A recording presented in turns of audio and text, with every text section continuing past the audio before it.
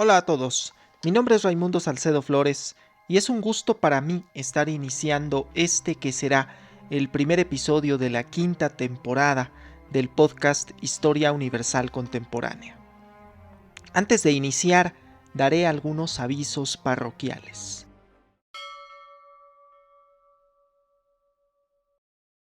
La nueva temporada contará con 15 episodios que, salvo casos excepcionales, se estrenarán los días viernes de cada 15 días y lo harán simultáneamente en todas las plataformas.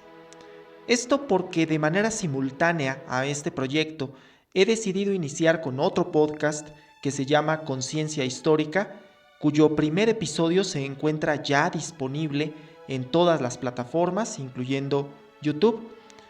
Y aquel podcast se estrenará los lunes de cada 15 días en las semanas en las que no haya episodio de este podcast. De esta forma te invito a escuchar el contenido de aquel podcast que nació en función de la pregunta que hicimos aquí en el podcast sobre si era prudente hacer un espacio sobre historia de México. Aquel tratará sobre historia de México.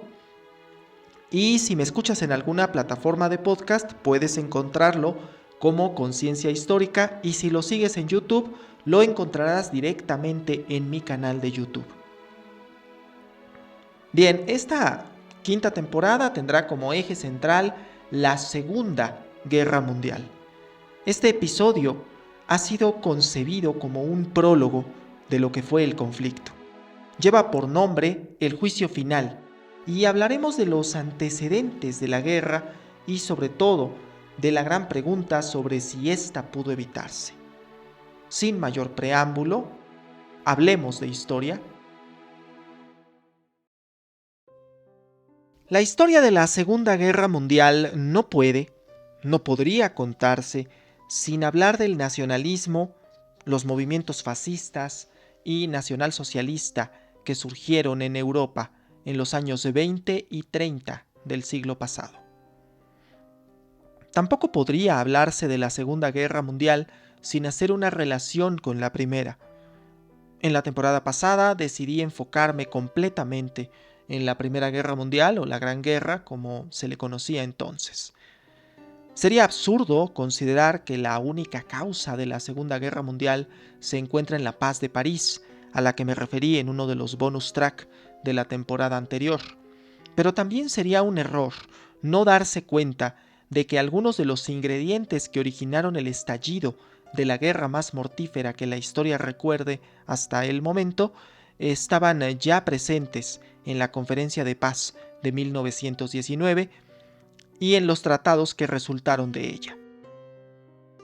Sin duda alguna, nombres como el de Adolf Hitler y Benito Mussolini están, y estarán siempre, íntimamente ligados al oscuro pasado que gestó el estallido del conflicto. Muchas veces la pregunta que surge es: ¿cómo fue posible que estos personajes llegaran al poder? ¿Cómo fue que las ideologías del fascismo y del nacionalsocialismo llegaran a generar el fanatismo que desembocó en la Segunda Guerra Mundial?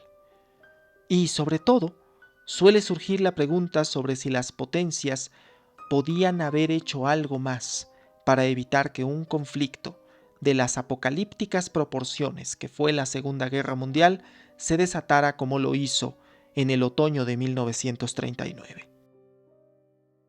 Decidí titular este episodio en alusión a una de las mejores secuelas que la pantalla haya visto.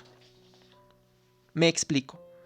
Estrenada en 1991, la continuación de Terminator presentaba la premisa de que el día en que la inteligencia artificial cobraba conciencia se avecinaba y que era evitable.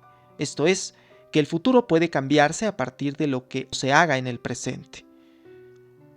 En esa película, una de las mejores de James Cameron, Sarah y John Connor evitan el día del juicio con sus acciones en el presente. Del mismo modo que el día del juicio final, en Terminator, podemos pensar sobre si la Segunda Guerra Mundial pudo haberse evitado. Vamos, no es como que vayamos a inventar una máquina del tiempo para enviar a alguien al pasado que logre evitar el conflicto, pero siempre es interesante adentrarse en esas ideas. Vamos por partes. Exploremos sus antecedentes, el fascismo y el nacionalsocialismo. Ahora bien, ¿qué es esto del fascismo y el nacionalsocialismo? Son conceptos que suelen utilizarse hoy en día de forma peyorativa para referirse a regímenes que muchas veces distan mucho de lo que Hitler y Mussolini postulaban. En principio, habría que puntualizar que el fascismo y el nazismo no son lo mismo, sin embargo, no son antónimos. En realidad sí hay una enorme relación entre ellos, pero el fascismo es un movimiento nacido en Italia en la década de 1920, en tanto que el nacionalsocialismo nació en Alemania y obtuvo el poder varios años más tarde. Ambos conceptos, fascismo y nacionalsocialismo, están afianzados en un concepto que es más antiguo, el nacionalismo. Aunque me temo que el concepto de Estado nacional no es tan antiguo como pudiera creerse. En realidad data del siglo XIX, y es que a mediados finales del siglo XIX comenzaron a surgir las ideas de que a toda nación, sociológicamente hablando, habría de corresponderle un Estado, que es un concepto más bien político. A esto he hecho referencia en un capítulo de la temporada 3 de este podcast. Ahora, el concepto de Estado-nación implica que los ciudadanos se sientan identificados con el Estado nacional y entonces comienza la exaltación a ciertos símbolos nacionales que, en mayor o menor medida, representan a todos los que viven bajo la misma bandera. La historia puede utilizarse entonces como el instrumento de justificación del régimen en turno, así como la identidad y orgullo nacionales. Las interpretaciones históricas, en ocasiones, sirven para el propósito del Estado nacional, tal como ocurre con la llamada historia oficial. Pues bien, los regímenes fascista y nacionalsocialista comparten la ideología nacionalista, que exalta a la nación propia y sus símbolos. Hay que entender que el nacionalismo es un concepto mucho más amplio que puede ser utilizado tanto por los regímenes que acabo de mencionar como por otros, inclusive los actuales. La exaltación por lo nacional no se limita solo a los símbolos. Puede ser racista, al punto de considerar al extranjero como inferior. De esta manera se presenta la idea de que lo nacional es superior en todos los aspectos a lo extranjero. Se eleva el orgullo nacional a límites de fanatismo. Algo que también une a los regímenes fascista y nacionalsocialista es el hecho de que son totalitarios. Ambos plantean la existencia de un Estado que lo sea todo, que tenga el control sobre todos los aspectos de la vida de su población. El nombre dice mucho, totalitario. Esto es un monopolio estatal sobre absolutamente todo. Hay un lema de propaganda que se utilizó por aquellos entonces: Ein Volk, ein Reich, ein Führer, que traducido al español significa un pueblo, un imperio, un líder. En ambos casos hay un partido único, un poder ejercido de forma piramidal por un solo hombre, además del control económico total por parte del Estado. Es importante hacer la precisión de que esto no supone, aunque el nombre pueda sugerirlo, que el Estado nacional socialista sea socialista o siga las ideas de Marx o alguna de las doctrinas del socialismo, sino todo lo contrario, pues el nacionalismo no tiene cabida en el socialismo. El fascismo y el nazismo se presentan más bien como una tercera vía entre el capitalismo y el socialismo, aunque Stalin estimaba que el nazismo era la forma más degenerada de capitalismo.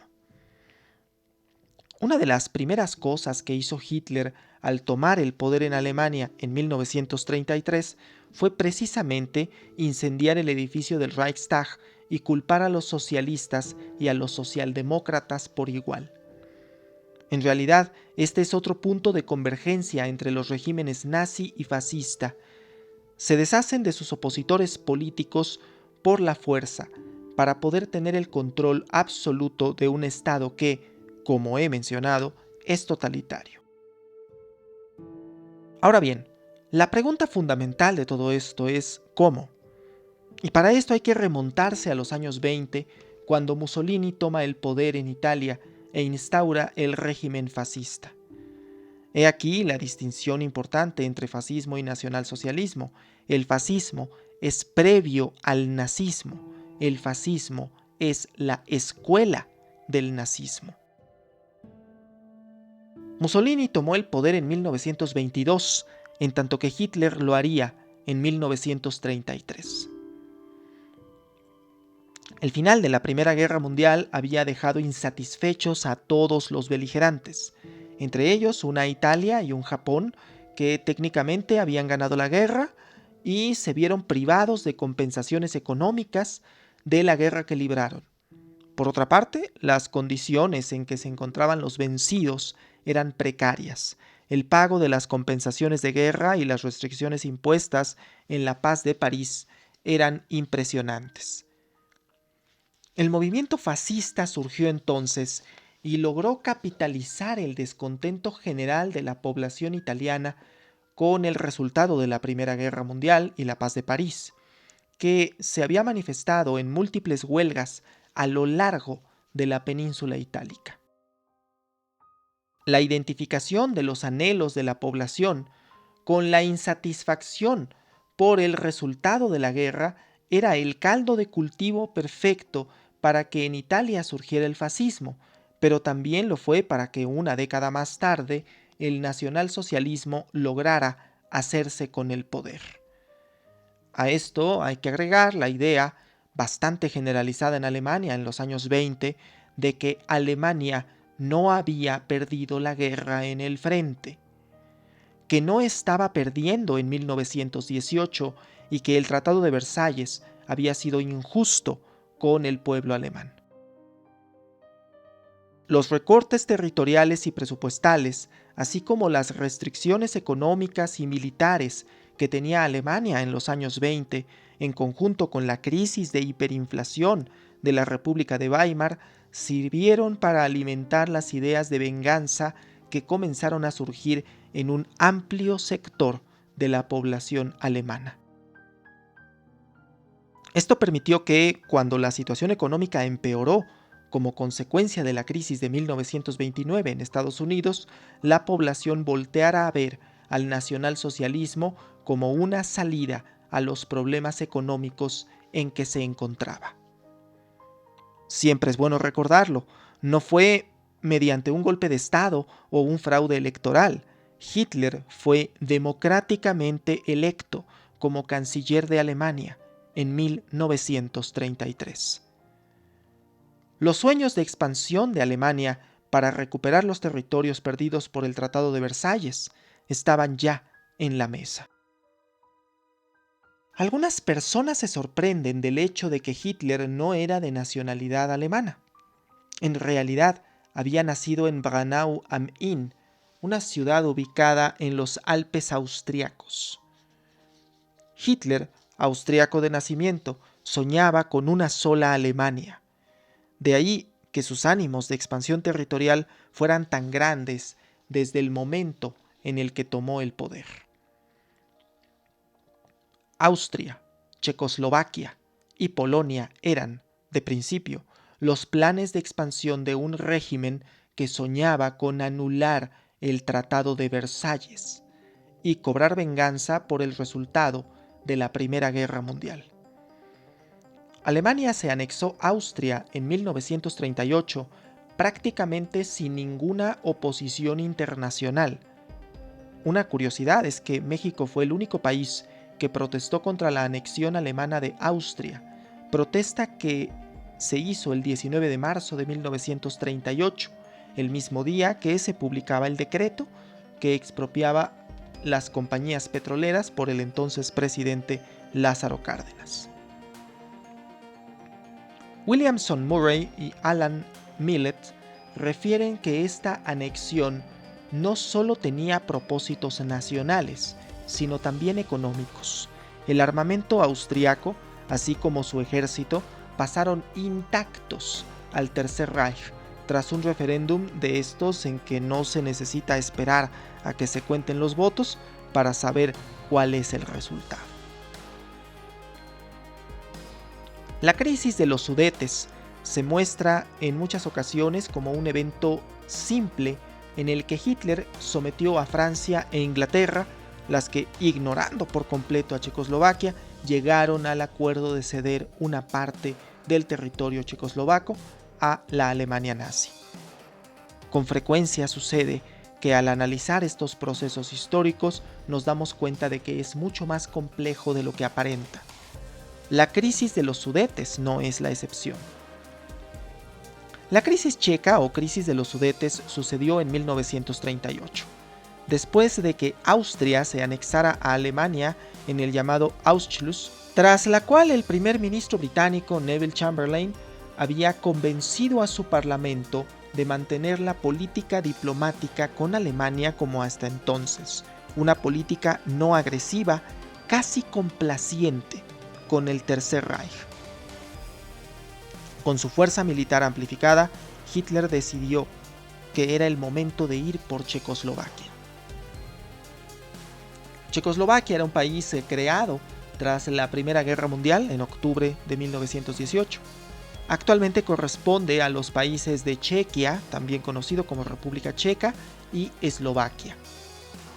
Ya desde la primavera de 1938, Hitler planeaba aplastar a Checoslovaquia militarmente, pero también con un pretexto sumamente interesante.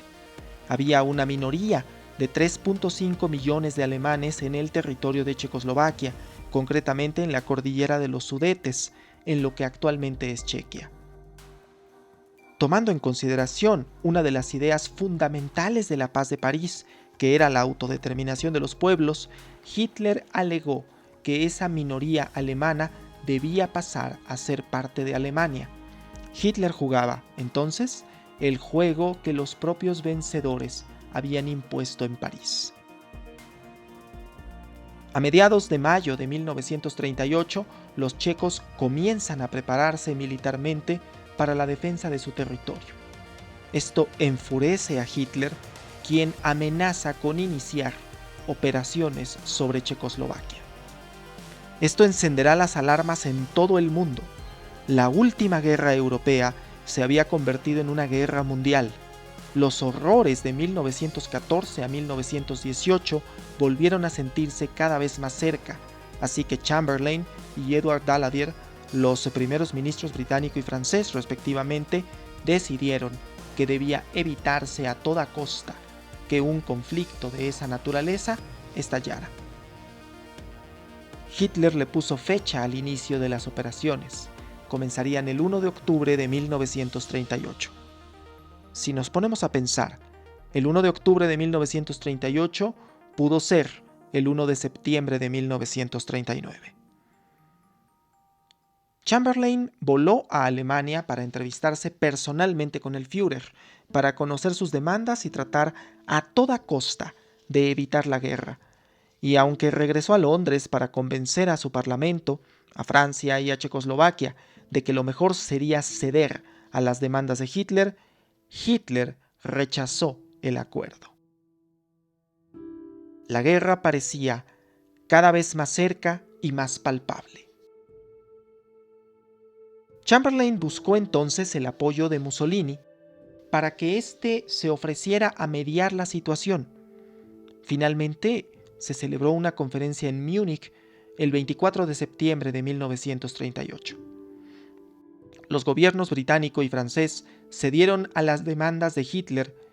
Los Sudetes serían entregados a Alemania en los días siguientes. Hitler, por su parte, se comprometía a que sus conquistas territoriales habían finalizado, que no reclamaría más territorios en el futuro.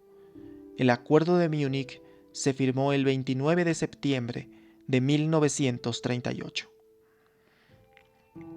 El día del juicio se había evitado, ¿o no?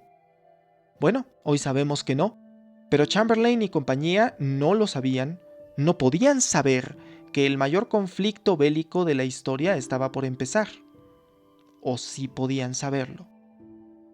Chamberlain regresó a Londres blandiendo un papel en la mano que simbolizaba los acuerdos y la garantía de la paz. Murray y Millett indican que no es que los líderes británicos y franceses hayan actuado con el miedo de que perderían una hipotética guerra con Alemania, sino movidos por el miedo a la guerra en sí misma. Los horrores de la Gran Guerra eran tantos y de tal magnitud que hacían inimaginable el estallido de otro conflicto. Así que la idea de tener firmado un acuerdo que prometía la paz era un alivio para las potencias occidentales. Unos meses después, en la primavera de 1939, Hitler se aprovechó de una crisis política en el diezmado estado checoslovaco e invadió todo el territorio de Checoslovaquia, que había sido su plan todo el tiempo.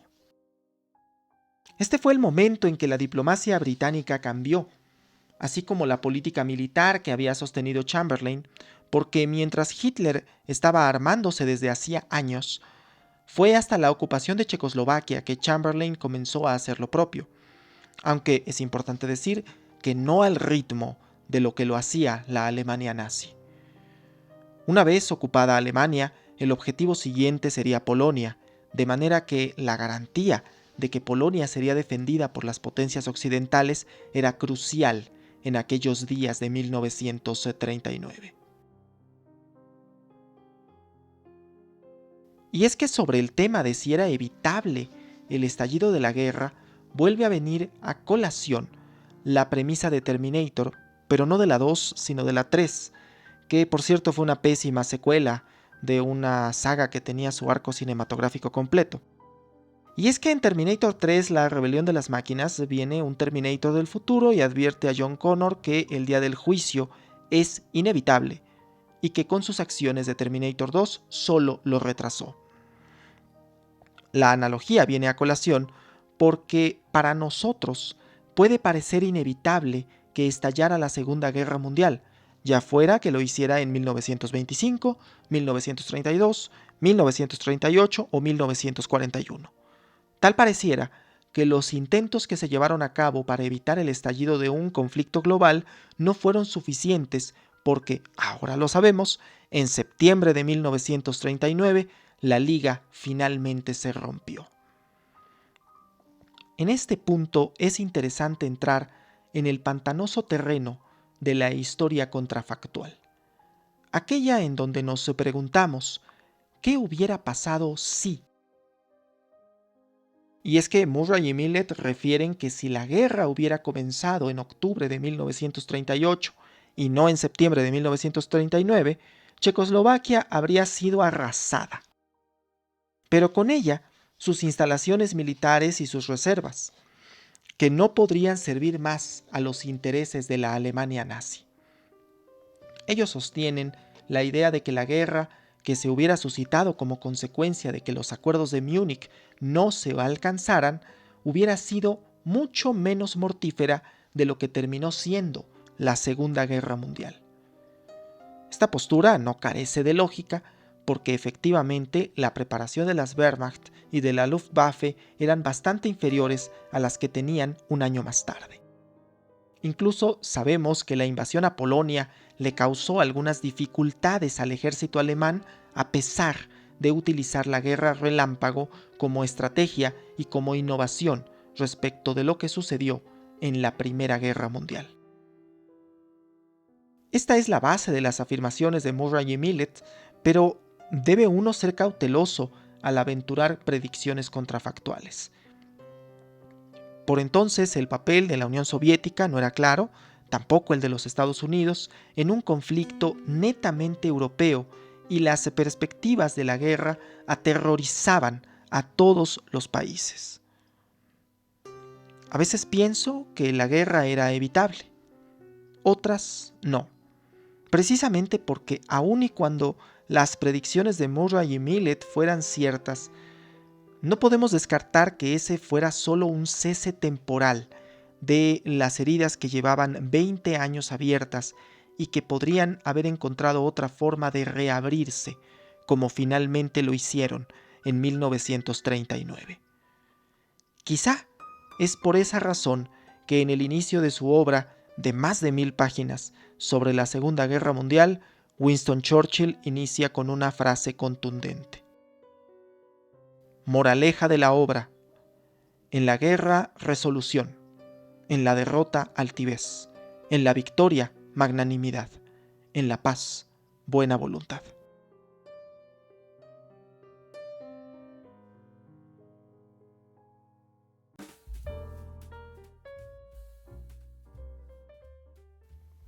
Bien, esto ha sido todo por ahora. Agradezco profundamente que hayas llegado hasta el final de este episodio. Te invito a suscribirte a mi canal de YouTube si aún no lo has hecho, también a dar me gusta al video y compartir el contenido si es de tu agrado. También puedes considerar hacer alguna donación a través del enlace de PayPal que se encuentra en la descripción de este episodio.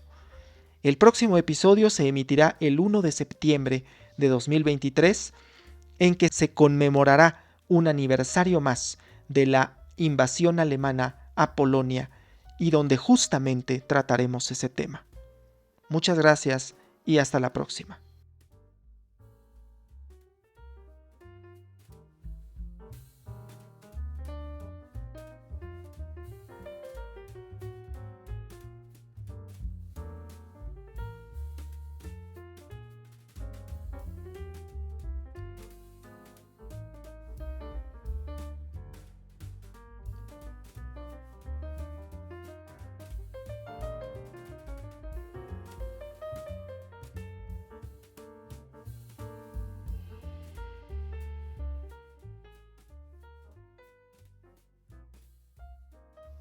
Este episodio fue escrito, producido y narrado por Raimundo Manuel Salcedo Flores.